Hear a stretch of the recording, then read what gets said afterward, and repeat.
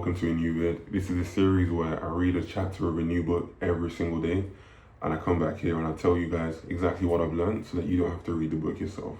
Cool. So, as you can see, I'm in a different setting today. I'm on a holiday, a party holiday, but I thought, you know what?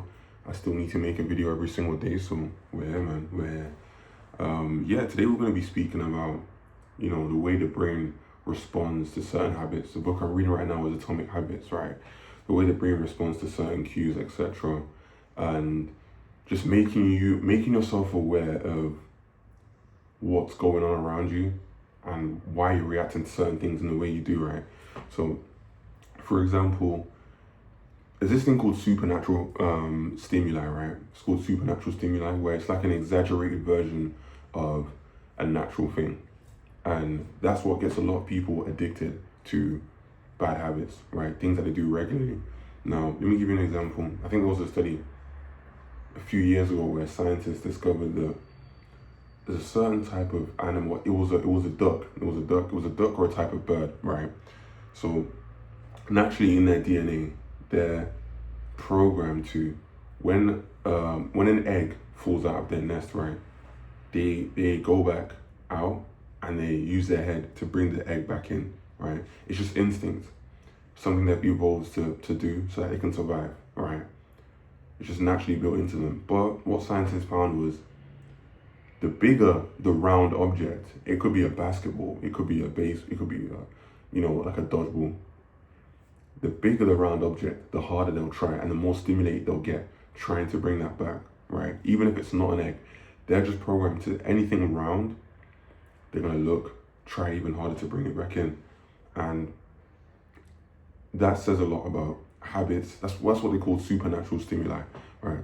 So let's say, for example, we have the same thing when it comes to junk food, right? You'll never find anything naturally in the wild as stimulating as a burger. It's been scientifically engineered to get a certain reaction, like the flavors, the high contrast in the flavors, etc. That's been done on purpose. That's a supernatural stimuli, which is why the dopamine feedback loop, habits are all a dopamine feedback loop, right? The dopamine that you get from it makes you want to crave it even more. It's the anticipation of it, right? So when you actually think about it, all these supernatural stimuli that are in your life that are holding you back, the game's rigged is what I'm trying to say, right? The game is rigged. Like your life has been engineered by scientists to get you addicted so they can make the most money off of you.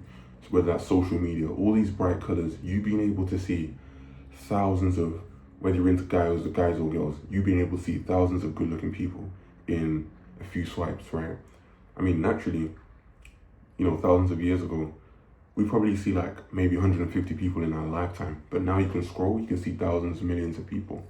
These are all the supernatural stimuli. The fact that it's so easy to swipe off a different app, I can talk to this person, I can talk to that person. You'll never get bored. It's a supernatural stimuli. Junk food, like I mentioned. Corn, that's a supernatural stimuli as well. Your brain can't tell the difference. Just like that duck, your brain can't tell the difference between corn and the real thing. All it knows is that its natural urge has been satisfied. Do you know what I mean? It's the same way the duck sees a basketball, thinks it's an egg, it's a supernatural stimuli, gets overstimulated, and is trying to bring that back in. So you need to realize you're in that same kind of you're in a mental prison. When you actually realize it, you're gonna do what you can to reverse that. Now, what can you actually do to reverse that? You have to do an audit of your life, your habits, what you're addicted to, what you spend most of your time doing, and think, okay, where are the supernatural stimuli in my life, and how can I change my life so that I'm not as affected by them? It's kind of like, I know it's a corny term, but it's like unplugging from the matrix. Do you know what I mean? I always say this, but when you like live life on autopilot, like you're just letting things pass you by, you're not really taking into account what's actually going on around you, why you do certain actions. It's easy to live life as an NPC. Like and then one day you'll wake up 20, 30 years older and you're like, bro, like what have I actually done with my life? But when you actually do an audit, you see what's going on around you. You don't live life on AFK. like an NPC. You see what's going on around you, then you can actually make the appropriate changes to make sure you're achieving your goals and you're getting to where you want to be. Otherwise, you're on a slow path to just falling off. So doing this audit is going to make sure that you're really taking into account why you're doing certain habits, what supernatural stimuli are cooking you. Because the game's rigged, bro. I told you the game's rigged.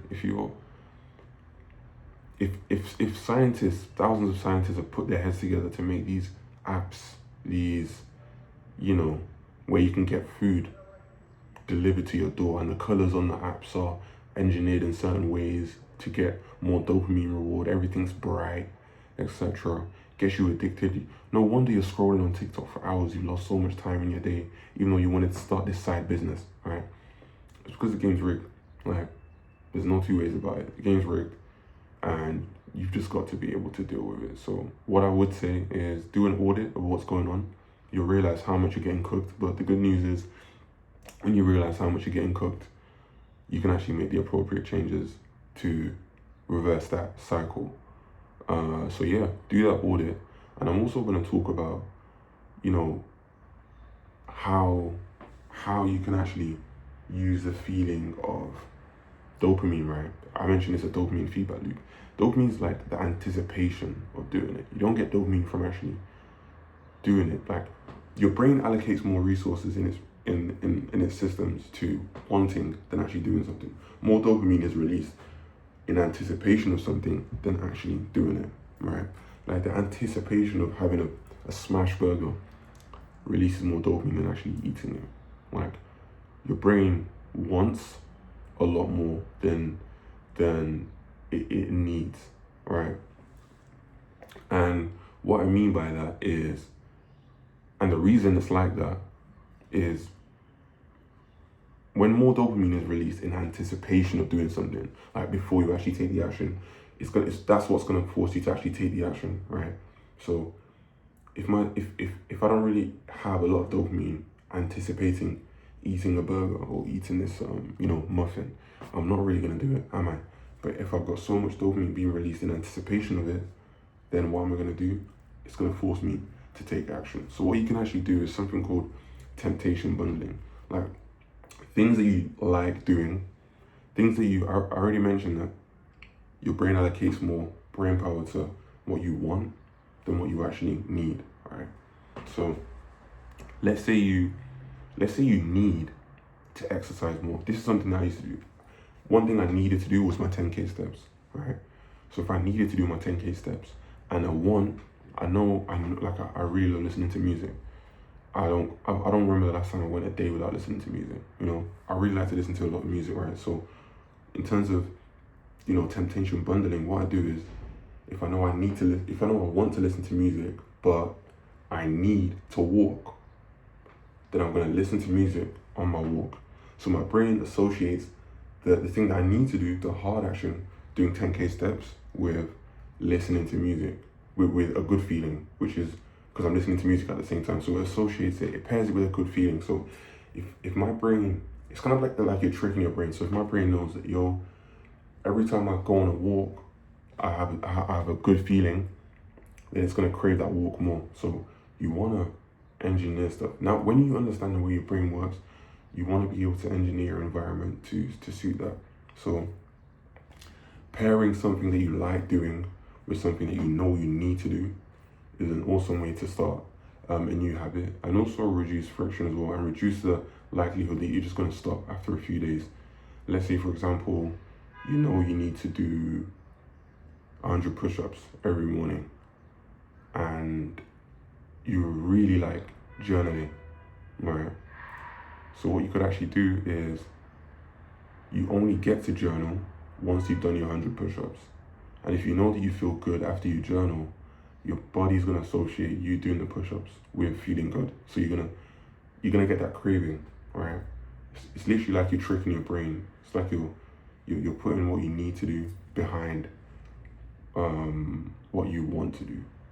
So your brain is thinking, okay, like, it tricks your brain over time to think, okay, no, I actually want to go on a walk. I want to do my push-ups. but you've just paired it with something that you actually want to do. So that's the source for today, man. A lot of gems in there. I learned this literally today, so you're learning as I'm learning, and yeah, we're back tomorrow.